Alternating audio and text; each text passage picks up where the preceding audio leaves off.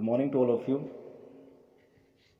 This is the part second of the poem number second. An elementary school classroom in a slum. एक elementary school classroom जो है एक slum के अंदर, इसमें हमने 2 स्टेंजास पहले पढ़े थे। इन दोनों में फर्स्ट स्टेंजा में जो बच्चे क्लासरूम में बैठे हुए हैं उनके बारे में पोइट ने बताया, और सेकंड स्टेंजा में बताया था कि जो उस रूम के अंदर, उस क्लासरूम के अंदर कौन कौन सी चीज़ें लगी हुई हैं।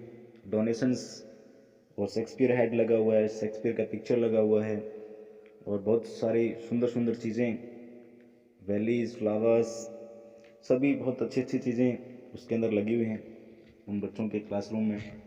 लेकिन वो उन बच्चों के लिए बिल्कुल यूजलेस है, उनका कोई उनके लिए एक महत्व नहीं रखता है। So let us read the stanza number third.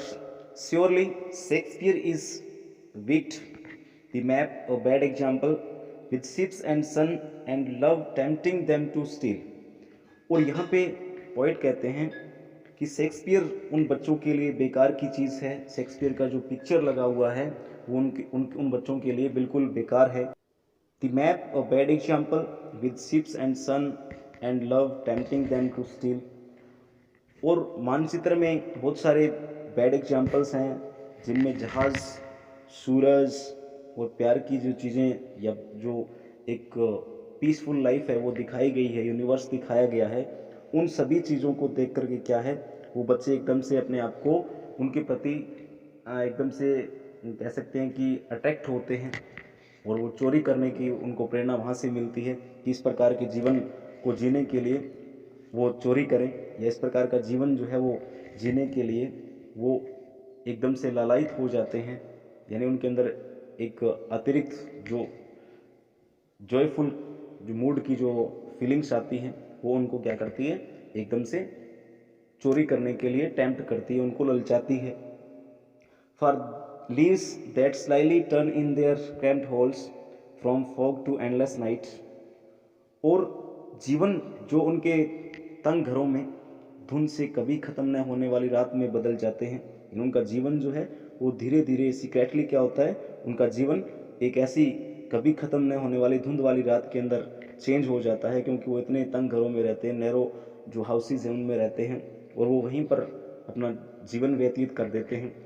On their slag heap these children wear skins peeped through by bones and spectacles of steel with मेंडेड glass.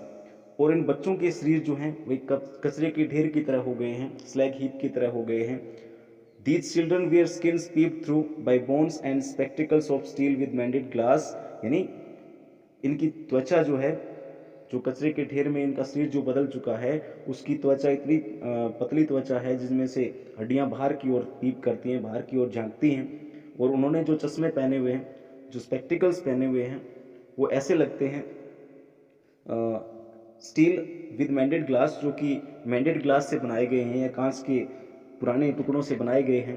Like bottle beads on stones, जैसे कि पत्थरों पर कांच के टुकड़े पड़े हुए हैं। यानी जिन बच्चों ने चश्मा पहने हुए क्लासरूम में बैठे हुए हैं, स्लम वाले क्लासरूम में, तो उन बच्चों ने जो चश्मा पहना है वो चश्मा ऐसे लगता है जैसे कि कोई पुराने ग्लास से उसको मेंडेड ग्लास से बनाया गया हो, और वो ऐसे लगते हैं मानो पत्थर के टुकड़े, यानी पत्थर के ऊपर कांच के टुकड़े गिरे हुए हों। All of their time and space are foggy slum, so plot their maps with slums as big as dome. यानी यहाँ पे पॉइंट कहते हैं कि उनके सारे के सारे जो सारा का सारा समय है, सारा का सारा जो स्थान है, स्पेस है, वो बिल्कुल एकदम से गंदा है। गंदी बस्तियों में वो अपना स्थान रखते हैं या उस स्थान पे रहते हैं और अपना टाइम जो है वो पास करते हैं, अपना टाइम वहाँ पे गुजारते हैं। So plot their maps with slums as big as dome. इसलिए उनके मानचित्रों में भी गंदी बस्तियां एक विनाश के रूप में दर्शाई जानी चाहिए। यानी उनकी इस तरह से एक डोम की, डोम का मतलब रुइन कह सकते हैं इसको हम, कि एक विनाश की तरह उसको उनके जो मानचित्र हैं, जो मैप लगे हुए हैं, उस मैप के अंदर उन गंदी बस्तियों को एक विनाश के रूप में दिखाया जाना चाहिए।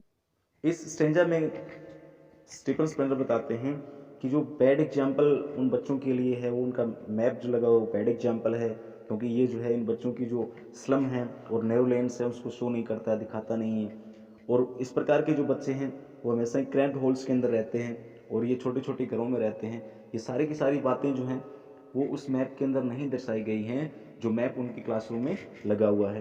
तो उस मैप को यहाँ पे पॉइंट कहता है कि उस मैप को एक विनाश के रूप में, एक डूम के रूप में दिखाया जाना चाहिए, ताकि इन बच्चों की कंडीशंस का सभी को पता चल सके। Unless governor, inspector, visitor, this map becomes their window, and these windows that shut upon their lives like catacombs. Catacombs का मतलब कब्रें, graves।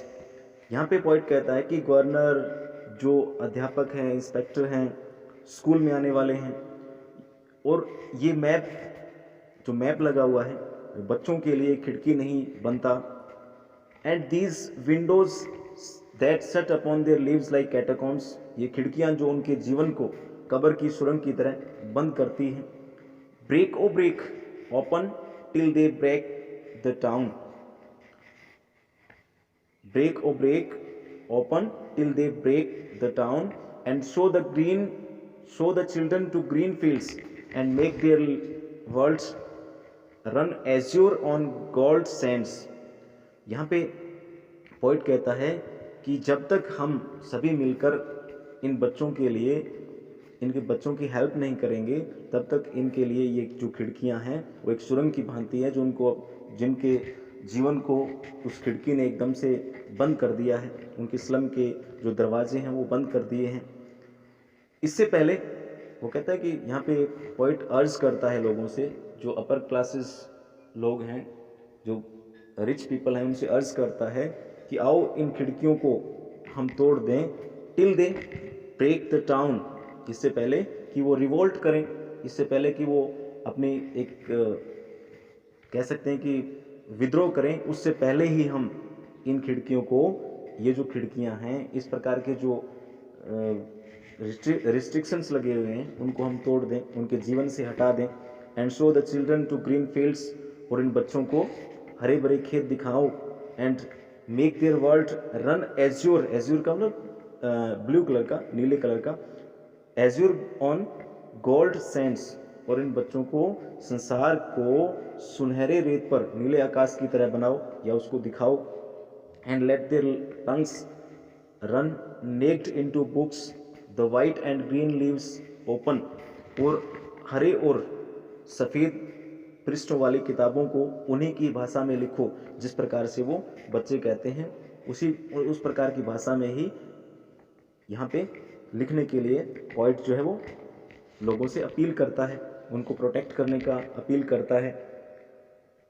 History there's whose language is the sun, यहाँ पे पॉइंट कहता है कि हिस्ट्री देयर्स, इतिहास उन्हीं का ही बनता है, हुज लैंग्वेज इज द सन, जिनकी भाषा में ताकत होती है, जिसकी भाषा सूरज की तरह जानदार होती है। जिस प्रकार से सूरज की किरण में एक वो काफ़ी ज़्यादा ताकत होती है, वो बादलों को चीर कर जा सकती है नीचे, तो उसी प्रकार से क्या है, यहाँ पे पॉइंट कहता है कि इतिहास उन्हीं का बनता है जिनकी भाषा सूरज की तरह जानदार होती है।